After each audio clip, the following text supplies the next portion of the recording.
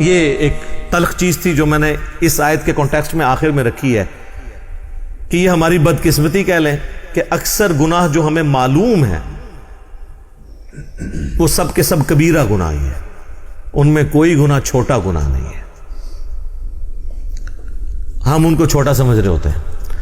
اگر آپ کو یہ سارے گناہوں کی لسٹ چاہیے نا تو بخاری مسلم کے حوالے سے مشکات المصابیح میں اگر آپ چلے جائیں نا تو مشکات کے شروع ہی میں پہلی جلد کے اندر آپ کو ایک چیپٹر ملے گا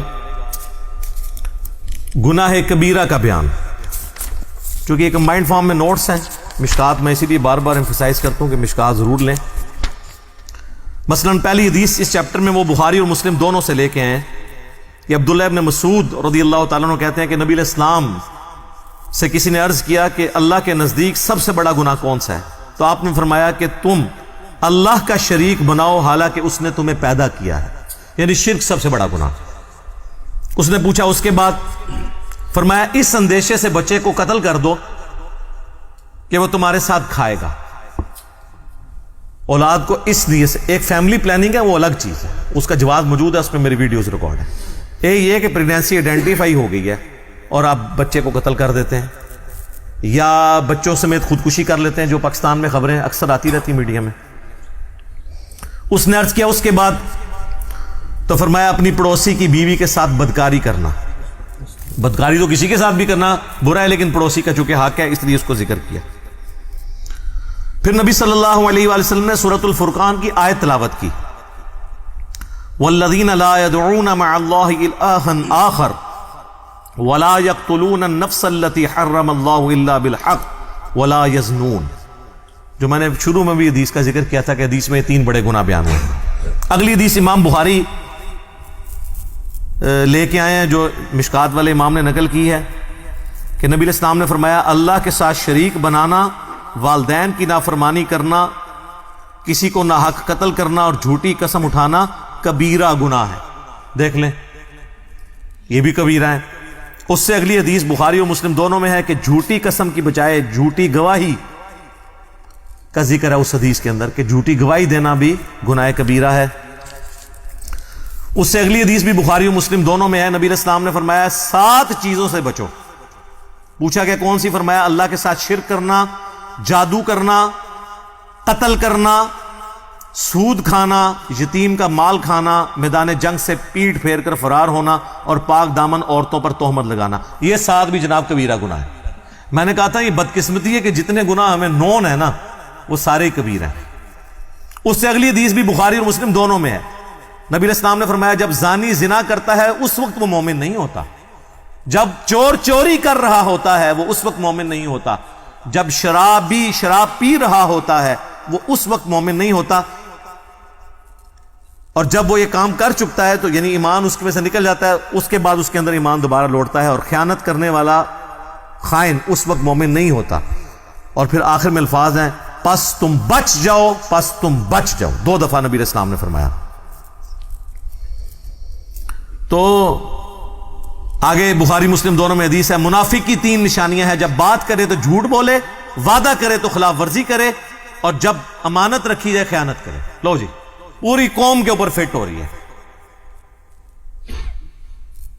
اور مسلم میں تو آگے الفاظ ہیں اگرچہ وہ روزہ رکھے، نماز پڑھے اور مسلمان ہونے کا دعویٰ بھی کرے تب بھی وہ منافق ہے، یعنی عملاً منافق ہے، اعتقاداً نہیں، اعتقاداً تو مسلمان ہے لیکن عملاً منافق ہے۔ اور ایک اور حدیث ہے بخاری اور مسلم کی، اس میں 4 چیزوں کا ذکر ہے، نبی علیہ السلام فرمایا جو 4 خصلتیں جس میں ہوں گی وہ پکا منافق ہے، اور جس میں ایک ہوئی وہ بھی نفاق کی ایک شاخ کے اوپر ہے، یہاں تک کہ اس عمل کو چھوڑ دے۔ نمبر 1 امانت رکھی ہے تو خیانت کرے، نمبر 2 بات کرے تو جھوٹ بولے، نمبر 3 عہد کرے تو توڑ دے، اور جب جھگڑا ہو تو گالی گلوچ پر اتر آئے۔ یہ علماء تو آلموسٹ سارے اس میں آتے ہیں، گالی گلوچ پہ اتر آتے ہیں نا، کیسی کیسی موٹی موٹی گالیاں دیتے ہیں۔ اور عوام الناس تو اب مجھے بتا دیں، ہم تو وہ شعر لے کے چل رہے ہیں کچھ بھی ہیں تیرے محبوب کی امت سے ہیں، یہاں تو معاملہ ہی کہاں سے کہاں پہنچ گیا۔ صحیح مسلم میں حدیث ہے، نبی علیہ السلام ایک اناج کے ڈھیر کے پاس سے گزرے، آپ نے اپنی مبارک انگلیاں اس میں داخل کی تو وہ گیلی تھی۔ آپ فرمایا یہ کیا؟ کہ یا رسول اللہ رات کو بارش ہو گئی تھی تو اناج گیلی ہو گئی. آپ نے فرمایا تم نے گیلی اناج اوپر کیوں نہیں کی تاکہ لوگ اس کے عیب کے اوپر مطلع ہوتے, اس کے بعد کسی کی مرضی کہ وہ خرید کے لے جائے گھر جا کے خشک کر لے, لیکن تم نے اس طرح کیوں کیا کہ اوپر خشک رکھی اور اندر گیلی. اور پھر آپ نے فرمایا جس نے ملاوٹ کی وہ ہم میں سے نہیں. یہ وہاں پہ آپ نے فرمایا تھا, یہ پوری حدیث مسلم شریف میں یوں ہے, جو آخری حصہ پکڑا ہوا ہے جس نے ملاوٹ کی وہ ہم میں سے نہیں.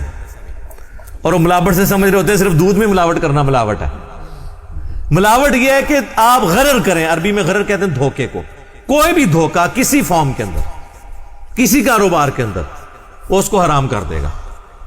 جیسے ہی دھوکہ آئے گا, چاہے وہ پلاٹس کی فائل کی شکل میں آئے, اس کو حرام کر دے گا, چاہے بیچنے والی چیز کی شکل میں آئے, اس کو حرام کر دے گا. یعنی آپ مال دکھائیں کچھ اور جب ڈال کے دینے لگیں کچھ اور ڈال دیں, تو آپ نے دھوکہ کر دیا, غرر کر دیا. تو غرر جب بھی آئے گا تو وہ پورے کے پورے مال کو, آپ کے کمائی کو حرام کر دے گا. بولے اعوذ باللہ تعالی. اللہ تعالی ہمیں اس فتنے سے بچا کے رکھے, اپنے ایمان کے اندر رکھے, گناہ کبیرہ سے بچنے کی توفیق عطا فرمائے, اور کمٹمنٹ کے ساتھ اپنے محبوب صلی اللہ علیہ وآلہ وسلم کی سچی اتباع کرنے کی توفیق عطا فرمائے, آمین. تو یہ میں نے اس لیے گناہ کبیرہ کے حوالے سے تفصیلی گفتگو کی. اکثر لوگ پوچھتے ہیں توبہ کا طریقہ کیا ہے, کون کون سے بڑے بڑے گناہ ہیں, اور چھوٹے گناہوں کے بارے میں کیا ہے. تو توبہ تو میں نے آپ کو بتا دیا کہ توبہ یہ ہے کہ اپنی اصلاح کر